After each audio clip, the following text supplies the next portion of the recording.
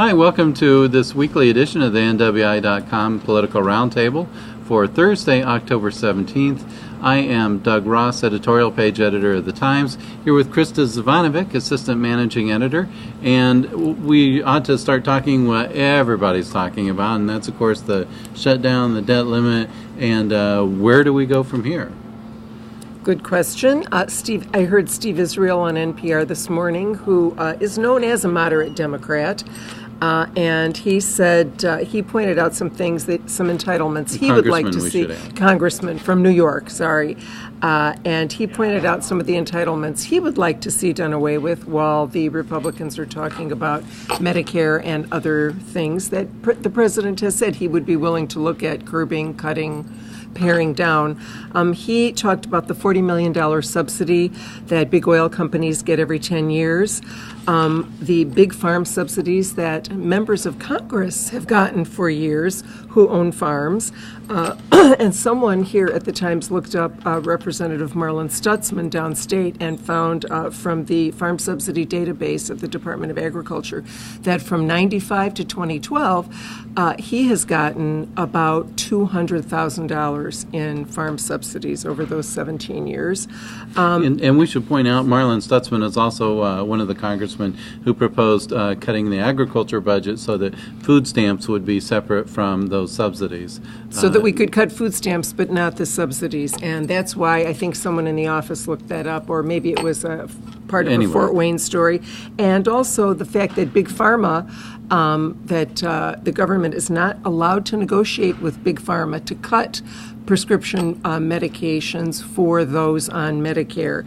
And I did a little research. We had an ad for a Canadian pharmacy in the Times the other day that was advertising a medication that I take that costs here $200 a month, and to order it from Canada it would be $60 a month. So there are some interesting issues that will be looked at going forward. And one other point I just noticed was that if you look at the people who were really vocal, some of the Tea Party-leaning Republicans who were vocal on shutting the government down, letting it default so that we can look at some of our granted serious surplus or deficit issues, you'll notice that some of the more quiet Republicans, more moderate Republicans, who wanted to distance themselves possibly from this debate and really were in favor of not shutting down the government and moving forward, also are people who've been interested, possibly, or named as potential candidates for the presidency. Bobby Jindal,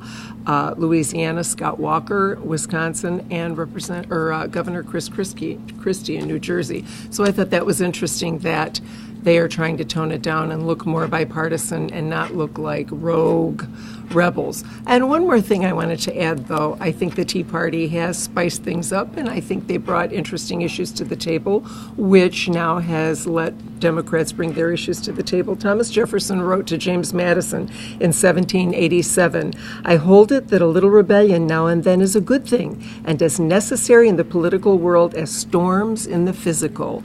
But some also might argue that though this rebellion is interesting and good and necessary to push the dialogue and change forward, I think the United States is a little too complex to have a hollowed-out federal government. And so I hope that we see more debate on that issue going forward. Well, and as people talk about a little rebellion, we're also, here we are 150 years after the Civil War that was, cost, a huge cost in American lives. And to talk about, a rebellion as, some of the radicals on either side, frankly, have been talking about, that's just preposterous. My big question is, going forward, what does this mean for the Republicans in the House of Representatives?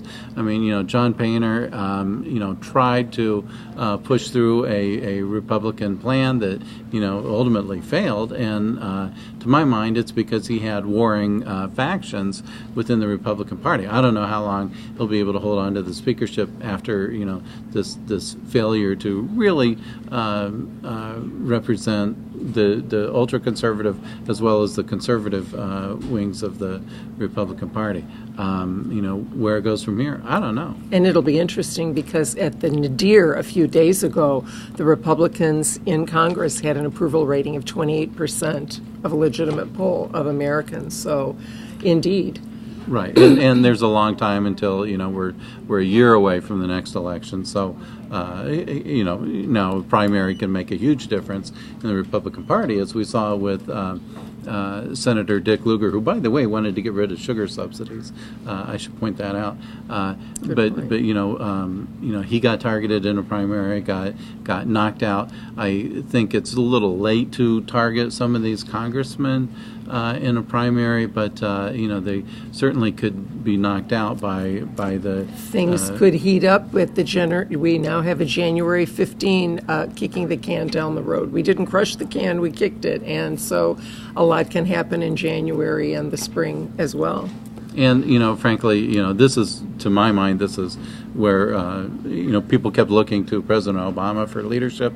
Here's where he needs to throw one of those beer summits that he was talking about, but man, it's going to have to be one heck of a kegger to get 535 people all on the same page. It's going to have to flow from that. I call think Bruce so Leeds as well. And as we mentioned in last week's political roundtable, the other looming, lingering fear is, are investors just going to get tired of worrying about their treasury bond investments and having them go into default every 3 months or 6 or months. at risk? Yes, exactly. We saw Fitch China, ratings pension firms. Exactly. And frankly, China's a big investor. So is Japan, almost as much as China is. But you also have to look at the pension firms, the retirees or people who are saving for retirement, on their own, buying these investments. Fidelity divested itself. And that's a huge outfit to be divesting itself. That was one of the ones I was thinking of, exactly. And so, I hope others don't follow suit. So, we might be talking about this in January again. I suspect we will, but I sure hope not.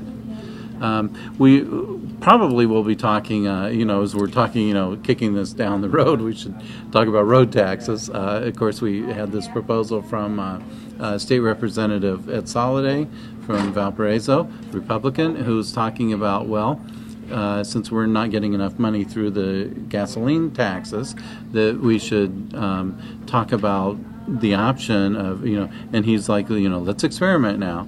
But the option right, he of said charging he's by taking no mileage. sides, but he's a very creative person and always interested in fresh ideas, and he's very bipartisan. He has shown himself to be in his votes very bipartisan and really a booster for the region as a whole, not just Valparaiso or Porter County.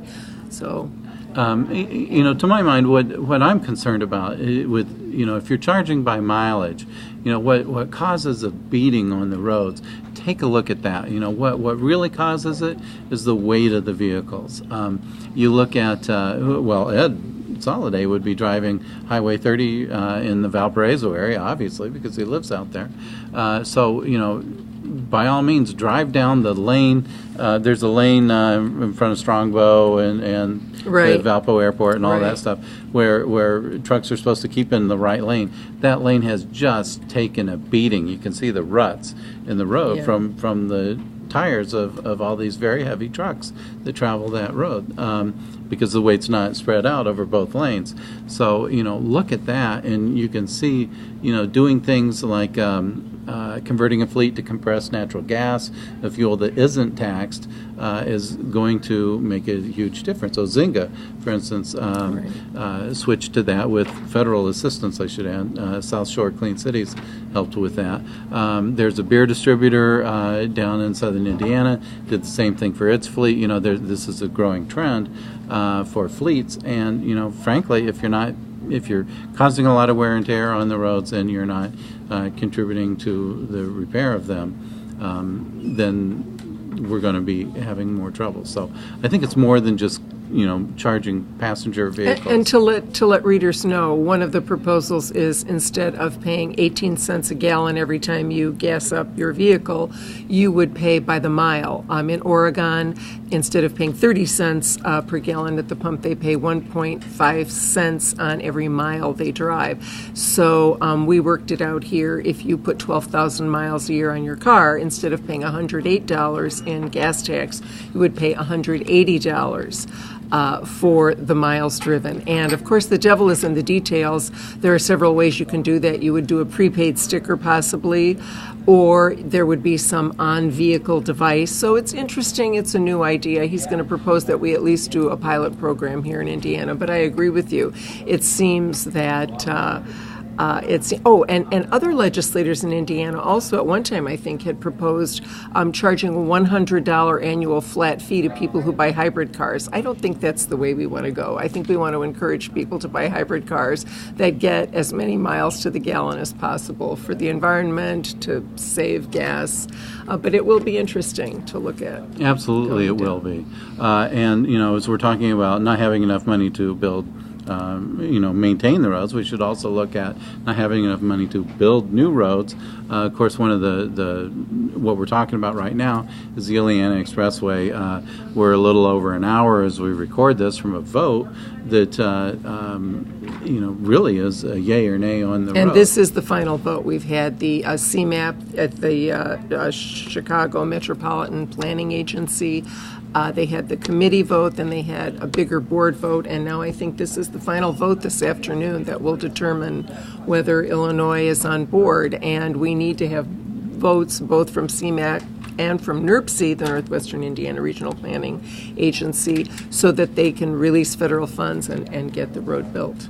Right. I mean, we already know that the Indiana and Illinois Departments of Transportation, behind it. Both governors are behind this. Governor Quinn as well. Exactly. Who's fighting it are the interests in Chicago in particular, because the Chicago interests see this as taking money and so forth, traffic, which means money, commerce for them, away from Chicago and, routing it out across the southern part of the region. Well, this was, what Daniel Burnham was talking about in 1908 when he came up with a plan of Chicago.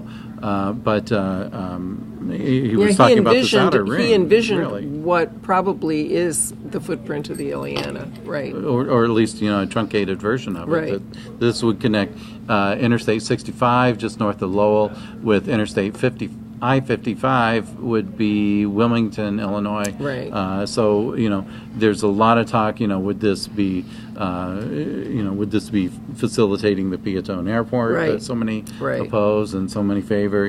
It's a big controversial thing there. But really, to me, it's siphoning truck traffic off other roads. If you're driving down, say, State Road 10, US 30, so many of these roads, particularly to the south, it will relieve traffic on the Borman to some extent too, like 2.3% or whatever they estimate of truck traffic on the Borman would be siphoned off. But really, you're talking about giving another route to get those trucks off of these other roads, and frankly, the other roads would be safer with less traffic. Right. So we'll see, how the vote goes. My impression of it is that there's going to be a heavy pressure from Chicago interests to try to sway the vote into the negative category. If it fails, it can always be brought up again, but the momentum will have been lost. So yes, and just briefly, I did peruse. A commentator from the Arlington Daily Herald said there were 5 votes that were undecided, but he seemed to think it was going to pass. I'm not so sure, but we'll see. We'll see. And on the Indiana side, we have 4 public meetings. We have our Transportation Committee votes December 3rd, and then the full NERPC board votes December 12th. But it might be a moot point after today. Right. If the Metropolitan Planning Organization at CMAP, as you right. say, doesn't approve it, then it doesn't go forward. So we'll have to wait and see. So I'm afraid that's all the time we have. Thank you for viewing this edition of the NWI.com Political Roundtable. We'll see you next week.